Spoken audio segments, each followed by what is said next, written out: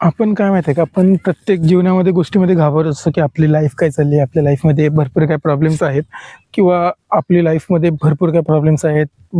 आपल्याला नाही करता येणार, आपण स्वतःला फेलियर समजतो. पण एक आपण ह्या झाडाकडे बघायला पाहिजे. हे झाड मी आता जस्ट बघत होतो, मी दाखवतो तुम्हाला. काजू झाड आहे, म्हणजे लिटरली सांगतो, हे जी मुळं आहेत ना, ही जी मुळं आहेत ना, मुळं बनायला आहे ना लय वेळ लागलेला. ही लगेच नाही होत.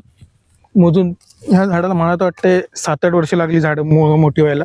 तेव्हा कुठे हे मोठे एवढे झाले आणि एक सुंदर अशी फळं देतात, त्याला काजू येतो. ओके, त्यामुळे काय माहिती आहे का, आपण सक्सेस किंवा फेलर आहे ना, आपण स्वतः समजून घेतो.